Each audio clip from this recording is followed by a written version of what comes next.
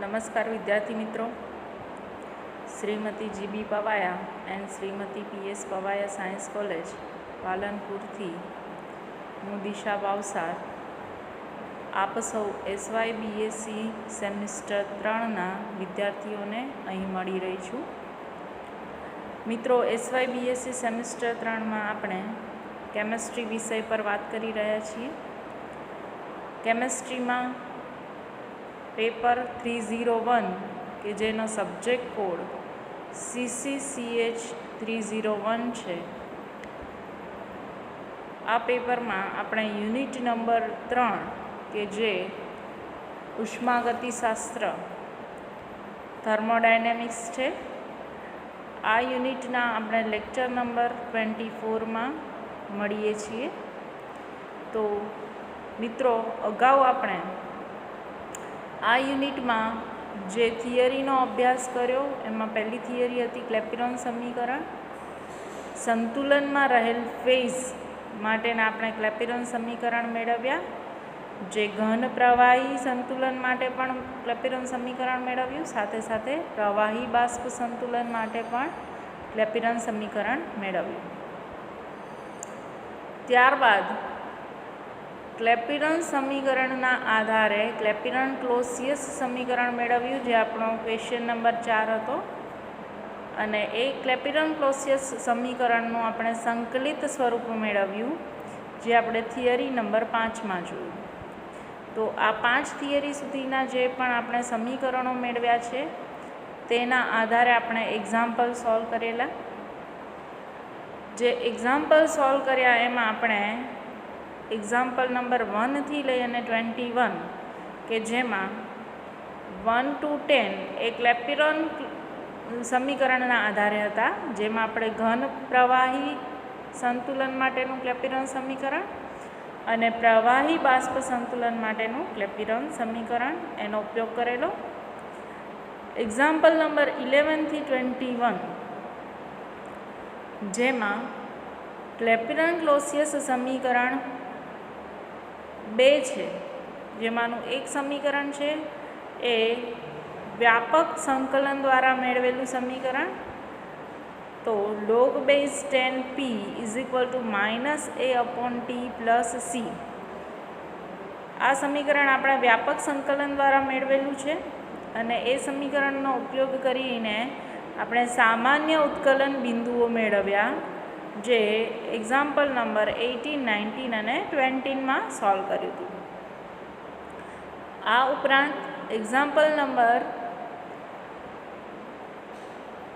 11 થી 17 સુધીના જે એક્ઝામ્પલ છે એમાં આપણે ક્લેપિરોન-ક્લોસિયસ સમીકરણનું જે સંકલિત સમીકરણ વાપર્યું છે એમાં ઉપયોગ કર્યો છે નિશ્ચિત મર્યાદામાં સંકલન કરેલું, જે સંકલિત સ્વરૂપ મળેલું એ સમીકરણનો આપણે ઉપયોગ કર્યો છે.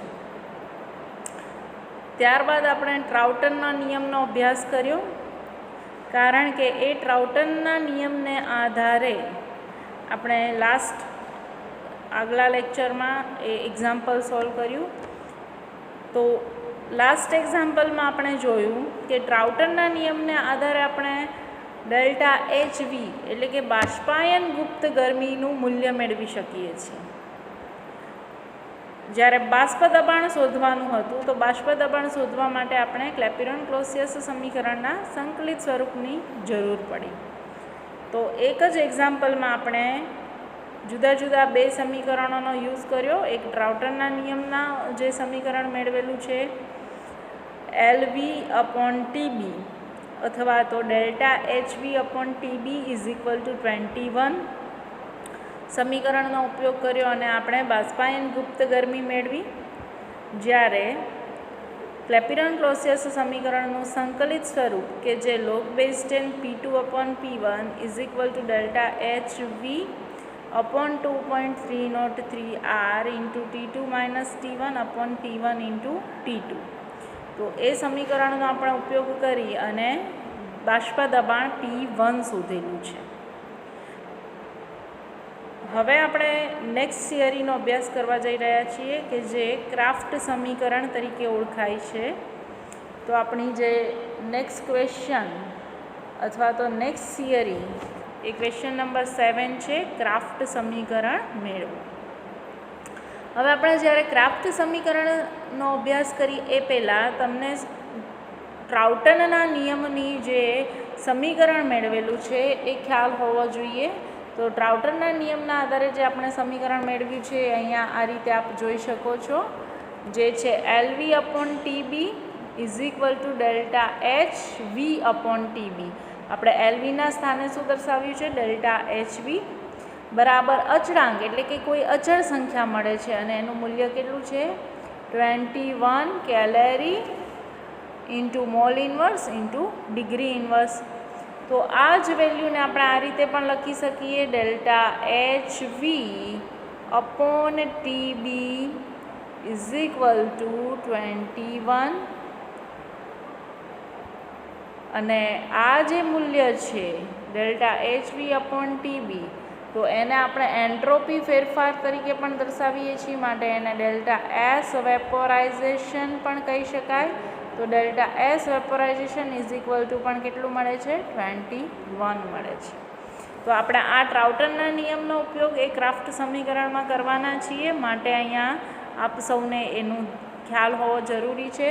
સેમ વે હવે આપણે અહીંયા ડેલ્ટા HVને જો કરતાં બનાવીએ તો ડેલ્ટા HV બરાબર શું થાય? 21 ઇન્ટુ TB થશે. તો જ્યાં પણ આપણે આ સમીકરણમાંથી જે માહિતીનો ઉપયોગ કરવાનો થશે એ માહિતીને આપણે ક્રાફ્ટ સમીકરણમાં ઉપયોગમાં લઈશું. તો ક્રાફ્ટ સમીકરણ શા માટે શોધવું જરૂરી છે? તો સામાન્ય રીતે જે આપણે પ્રવાહીઓના ઉત્કલન બિંદુઓ એ એક વાતાવરણ દબાણે નોંધવામાં આવેલા હોય છે. આપણે જે ઉત્કલન બિંદુ નોંધીએ છીએ એ એક વાતાવરણ દબાણે આપણી જે પ્રેક્ટિકલ લેબમાં શોધીએ છીએ ત્યારે એક વાતાવરણ દબાણ લાવવું ખૂબ મુશ્કેલ છે, પરંતુ જે ઉત્કલન બિંદુઓ નોંધેલા છે પ્રવાહીઓના, એ પ્રવાહીઓના ઉત્કલન બિંદુઓ એ એક વાતાવરણ દબાણ હોય ત્યારે નોંધવામાં આવેલા છે. પણ સામાન્ય સંજોગોમાં એટલે કે આપણે જે લેબોરેટરીમાં વર્ક કરીએ છીએ ત્યારે આ ચોક્કસ દબાણ એ ભાગ્યે જ પ્રાપ્ત થાય છે, એટલે કે મુશ્કેલ છે. તો ઉત્કલન બિંદુઓને એના પ્રમાણભૂત દબાણના ઉત્કલન બિંદુમાં ફેરવવા માટેનું સમીકરણ એ મેળવવું જરૂરી છે.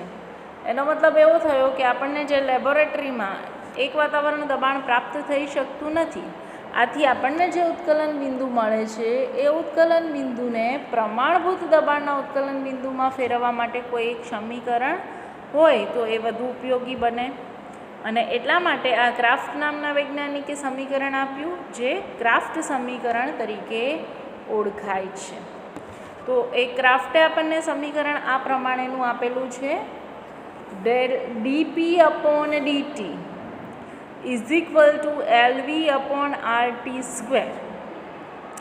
તો dP/dt ઇઝ ઇક્વલ ટુ શું થાય છે? LV/RT². તો આ જે ડી છે એને ડેલ્ટાથી દર્શાવ્યા, માટે delta P/ΔT is equal two LV/ જે આ RT² છે એને ઉત્કલન બિંદુના સંદર્ભમાં કન્વર્ટ કરેલું છે, તો T ઇન્ટુ TB, અથવા તો અહીંયા આપણે TB ઇન્ટુ TB પણ લખી શકીએ. તો આપણને આ સમીકરણ નંબર 1 મળ્યું, જે ક્રાફ્ટ નામના વૈજ્ઞાનિકે આપણને આપેલું છે. ટ્રાઉટનના નિયમનું સમીકરણ આ પ્રમાણેનું છે, LV/TB ઇઝ ઇક્વલ ટુ 21. જે આપણે હમણાં આગળ થિયરી સ્ટાર્ટ કરી એ પહેલાં જ આપણે આ માહિતીની ચર્ચા કરેલી છે. તો LV/TB ઇઝ ઇક્વલ ટુ કેટલું મળે છે? 21. હવે આ બંને સમીકરણને ભેગા કરીએ એટલે કે આ સમીકરણ નંબર 1 જે આપણને ટ્રાઉટને ક્રાફ્ટે આપેલું છે, કયું સમીકરણ? તો delta P/ΔV is equal two LV/RT into TB. આ સમીકરણ નંબર 1 જે ક્રાફ્ટે આપેલું સમીકરણ છે, અને સમીકરણ નંબર 2 જે ટ્રાઉટનના નિયમનું સમીકરણ છે. આ બંને સમીકરણનો સમન્વય કરીએ એટલે કે બંને સમીકરણને ભેગા કરીએ તો આપણને અહીંયા દર્શાવ્યા પ્રમાણેનું સમીકરણ નંબર 3 મળે છે. સમીકરણ 3 એ શું છે? તો delta T is equal two C into T B into delta P. તો હવે આપણે એ સમીકરણ કેવી રીતે આવ્યું એ આપણે જોઈએ. તો આપને ખ્યાલ છે કે સમીકરણ નંબર 1 એ કયું છે? Delta P upon delta T is equal to L V upon R T into TB. તો આપણે એ જ સમીકરણનો અહીંયા ઉપયોગ કરીશું. Delta P upon delta T is equal to L V upon R T into TB. જ્યારે આપણી પાસે જે સમીકરણ છે ટ્રાઉટનનું સમીકરણ એ કયું છે? L V upon TB is equal to 21 છે. તો હવે અહીંયા આપણે આ જે ડેલ્ટા પી છે એ આ પદને ઉલટાવવું પડે, એટલે આપણે શું લખીશું? Delta T upon delta P is equal two, આ પદ ઉલટાયું એટલે હવે આ જે આર ટી અપોન ટીબી વાળી જે ફોર્મ્યુલા છે એ ઉપર જશે. R T B into TB અને આ જે એલ વી છે એ ક્યાં આવશે? છેદમાં. તો એલ વી અપોન ટીબી એનું મૂલ્ય કેટલું છે? 21 છે. તો આ કેવું થઈ જાય? 1 અપોન 21 થઈ જશે. માટે આપણે શું દર્શાવી શકીએ? Delta T is equal two, હવે આર એ તો અચળાંક છે માટે આ બધી જ અચળ સંખ્યાઓ છે જે આપણે આ સર્કલથી દર્શાવીએ છીએ એ અચળ સંખ્યાને આપણે સીથી દર્શાવીએ. ઇન્ટુ એનું ઉત્કલન બિંદુ એ કયું છે? ટીબી. અને આ ડેલ્ટા પી છે એ સામે ગુણાય છે એટલે શું મળે આપણને? ડેલ્ટા પી મળે. તો આપણે શરૂઆતમાં પહેલું સ્ટેપ જે લીધું છે એ ક્રાફ્ટ સમીકરણ છે. Delta P upon delta T is equal to L V upon R T into TB. ત્યારબાદ નેક્સ્ટ સ્ટેપ જે છે નંબર 2 એ ટ્રાઉટનના નિયમનું છે. L V upon TB is equal to 21. તો આપણે જે સમીકરણ નંબર આ પહેલું સમીકરણ છે જે ક્રાફ્ટે આપેલું અને આ સમીકરણ બીજું છે જે ટ્રાઉટનના નિયમનું સમીકરણ છે. તો સમીકરણ 1 જે છે એમાં ડેલ્ટા ટીને આપણે કરતા બનાવીએ છીએ તો પદ ઉલટાય છે અને પરિણામે આપણને વાયુ અચળાંક આર અને એલ વી અપોન ટીબી એની કિંમત 21 છે. તો ટીબી અપોન એલ વીની કિંમત કેટલી થાય? 1 અપોન 21. તો એ વેલ્યુ કેવી આવે છે? અચળ આવે છે. કારણ કે 1 અપોન 21 તમે ડિવાઇડેશન કરો તો એ ડિજિટ અચળ મળશે અને સેમ વે આપણને વાયુ અચળાંક આરની કિંમત પણ કેવી મળે છે? અચળ. અને એ તો આપણે જાણીએ જ છીએ 1.987 છે. તો આપણે એ બંને વેલ્યુનો એ સી તરીકે એટલે કે અચળ તરીકે અહીંયા દર્શાવીએ છીએ. આ છેદમાં રહેલા ડેલ્ટા પી છે એ એના સહગુણાંકમાં ગયા અને આ ટીબી તો એઝ ઇટ ઇઝ છે જ, કારણ કે આપ જોઈ શકો છો આર ટીબી ઇન્ટુ ટીબી. કારણ કે અહીંયા આપણને ક્રાફ્ટે જે સમીકરણ આપ્યું છે એ છે આર ટી ઇન્ટુ ટીબી એટલે કે આર ટીનો સ્ક્વેર હતો. તો એમાં આપણે આર ટીનો સ્ક્વેર દૂર કર્યો અને એને ટીબી ઇન્ટુ ટીબીથી દર્શાવ્યા છે. તો આ રીતે બંને સમીકરણનો સમન્વય કરીએ તો આપણને આ સમીકરણ નંબર 3 મળે છે. એની માત્ર સમજૂતી આપણે જોઈએ. હવે આજે આપણે સમીકરણ નંબર 3 મેળવ્યું એમાં ડેલ્ટા ટી એ શું છે? તો ડેલ્ટા ટી આપણને તો ખ્યાલ છે કે ઉત્કલન બિંદુ એ એક વાતાવરણ દબાણે સામાન્ય રીતે મેળવવામાં આવે છે, પણ સામાન્ય સંજોગોમાં આવું દબાણ મેળવવું મુશ્કેલ છે. તો જે એક વાતાવરણ દબાણના સંદર્ભમાં મેળવેલું ઉત્કલન બિંદુ અને સામાન્ય સંજોગોમાં મેળવેલું ઉત્કલન બિંદુ એ આપણને જુદું મળશે. પરિણામે ડેલ્ટા ટી એ શું છે? તો 760 મિલીમીટર દબાણથી દબાણમાં ડેલ્ટા પી જેટલો ફેરફાર થાય એટલે કે એક વાતાવરણ દબાણના સ્થાને આપણને જે જુદું દબાણ મળે છે ડેલ્ટા પી જેટલું, તો એ ફેરફાર સાથે સામાન્ય ઉત્કલન બિંદુ ટીબી જે છે એમાં થતો ફેરફાર સૂચવે છે. અને સી એ અચળાંક છે. તો આ સી એ અચળ સંખ્યા છે, એ સીની ગણતરી કરવી હોય તો એના માટે આપણે ક્લેપિરન-ક્લોસિયસ સમીકરણ અને ટ્રાઉટનના નિયમની જરૂર પડે છે. તો ક્લેપિરન-ક્લોસિયસ સમીકરણમાં આપણે સૌથી પહેલાં તો ક્લેપિરન સમીકરણ જાણીએ છીએ. ક્લેપિરન સમીકરણ કેવા પ્રકારનું છે જે તમે અહીંયા સ્ક્રીન પર જોઈ શકો છો કે પ્રવાહી બાષ્પ સંતુલન માટે આપણને ક્લેપિરન સમીકરણ મળેલું છે dT/dP = T bracket Vg - VL /LV. બરાબર છે. અને એને આપણે ઉલટાવીએ તો વાઇસ વર્સા મળે dP/dT = LV/T × Vg - VL. હવે આપણી પાસે જે આ ડીપીવાળું સ્ટેપ છે એ ડીપીને આપણે ડેલ્ટામાં કન્વર્ટ કરીએ તો ડીપીના સ્થાને ∆P/dTના સ્થાને આપણને મળશે ∆T = બધું સેમ એજ રહેશે LV/T બ્રેકેટ Vg - VL. બરાબર છે. અને આ જ પદને આપણે ઉલટાવીને પણ લખી શકીએ તો આ ∆T વાળું સ્ટેપ ક્યાં જશે? અંશમાં. અને ડીપી વાળું સ્ટેપ ક્યાં આવે છે? છેદમાં. તો હવે આપણે જ્યારે સીની કિંમત મેળવવી છે ત્યારે આપણે ક્લેપિરન-ક્લોસિયસ સમીકરણમાં જે dP/dT છે એને ડેલ્ટામાં કન્વર્ટ કર્યા માટે આપણને મળે છે ∆P/∆T = LV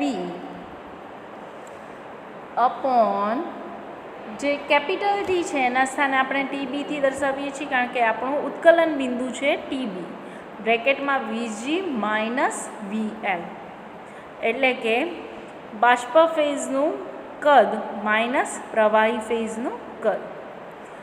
હવે આપણે આ જ સમીકરણને ઉલટાવીએ એટલે કે અંશ છે એ છેદમાં આવશે અને છેદ છે એ ક્યાં જશે?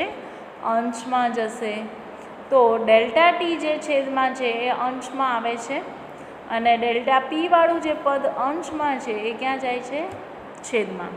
પરિણામે આપણને નવું સમીકરણ મળે છે જે આપણે આ પ્રમાણે જોઈશું ∆T/∆P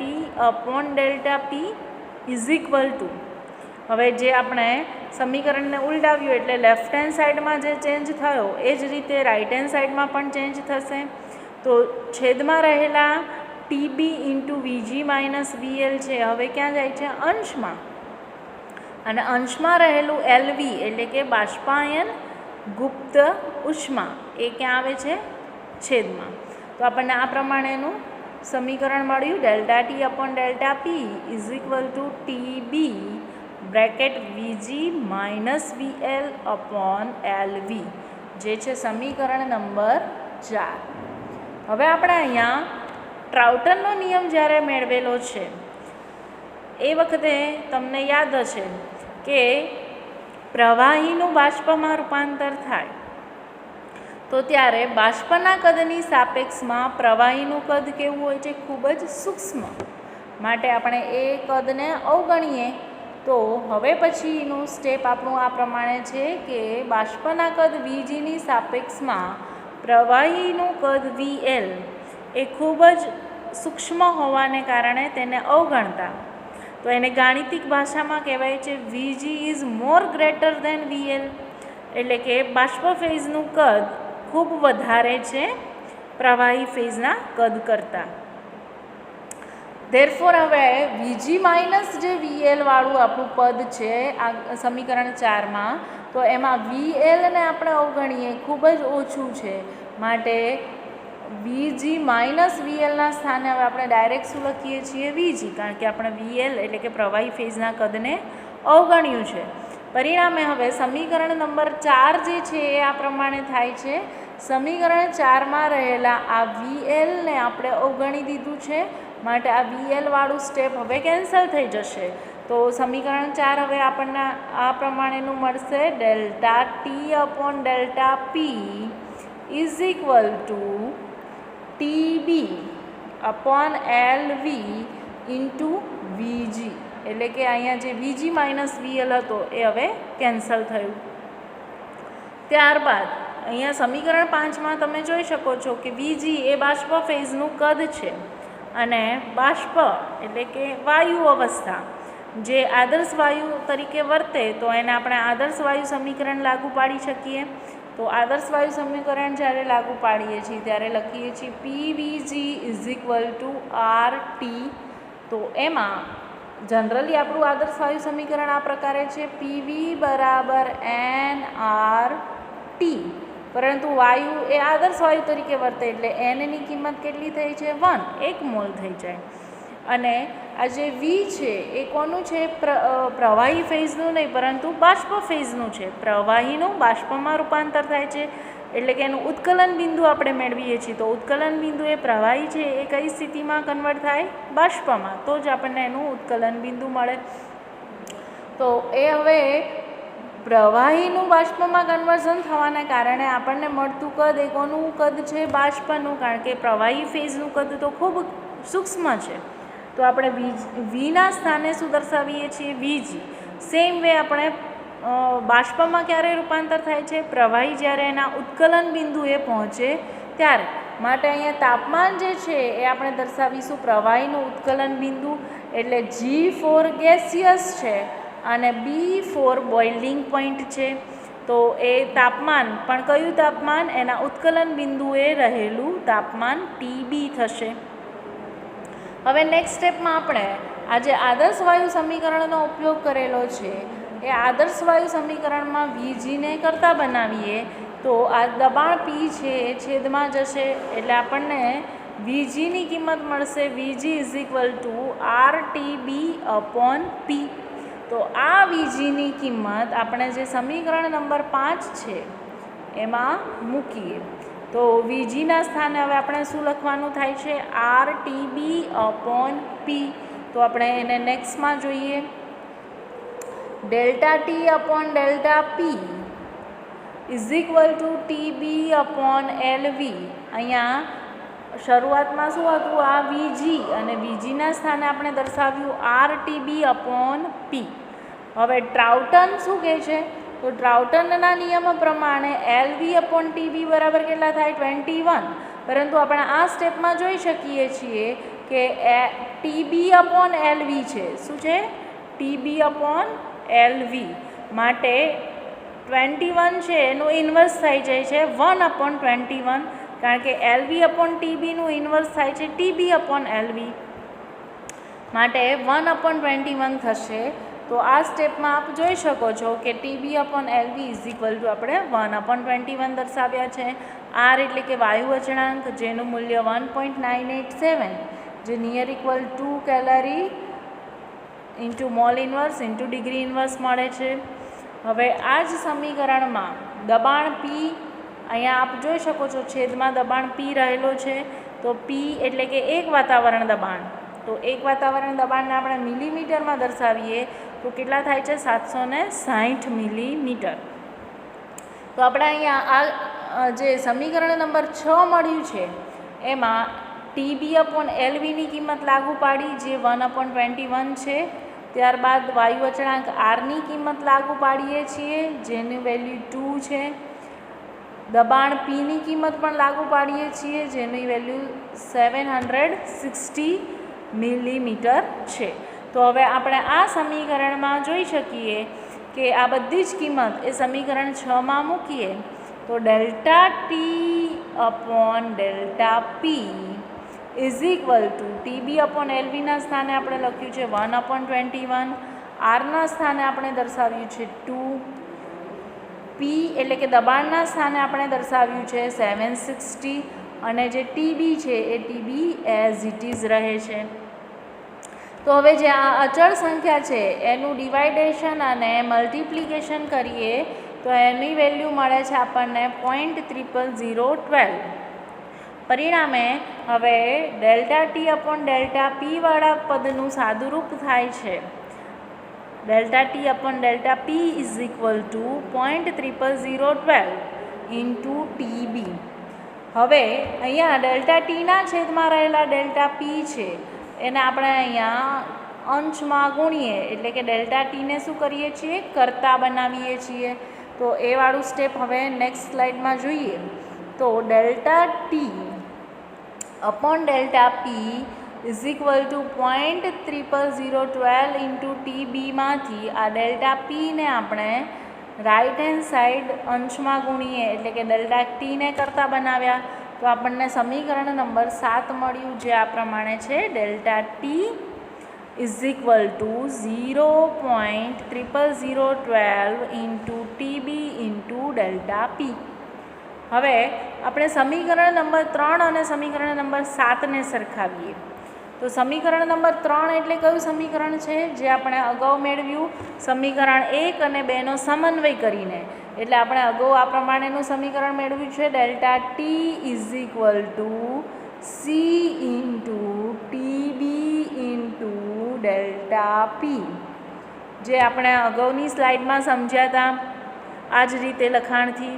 તો ડેલ્ટા ટી બરાબર C into T B into delta પી, એટલે કે આ સમીકરણ નંબર 3 છે.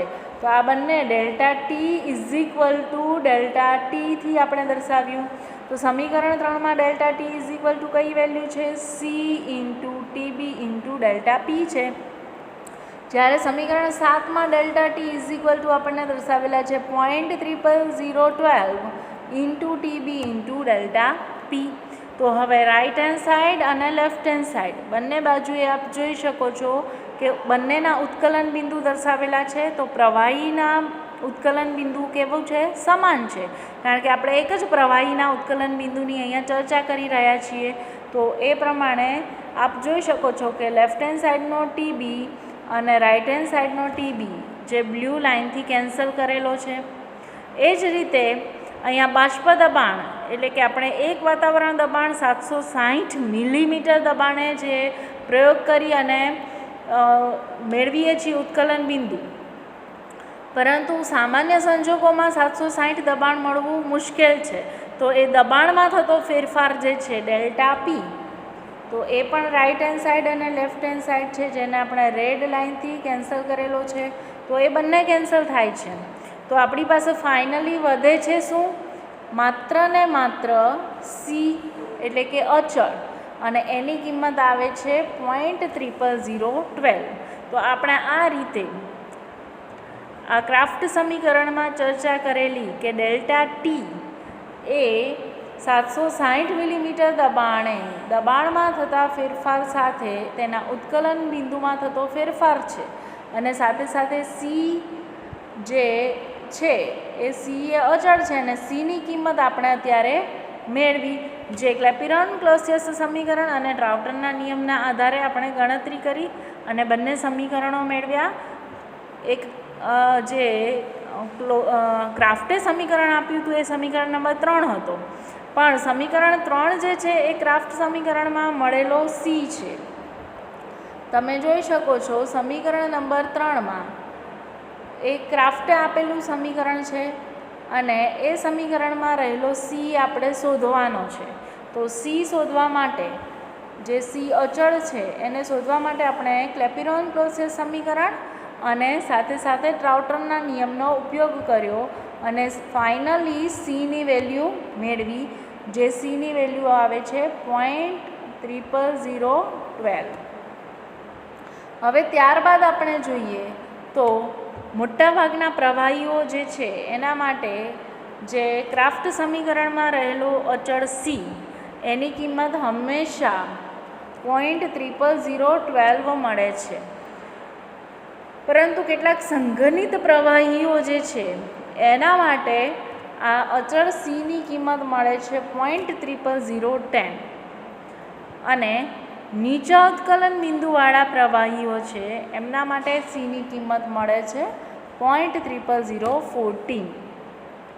તો આપણે એક્ઝામ્પલ કેલ્ક્યુલેટ કરીશું, ત્યાં પણ આપણે આ સમીકરણનો ઉપયોગ આવશે, અને એમાં રહેલો જે આ અચળ સી છે એનો પણ ઉપયોગ કરવાનો થશે.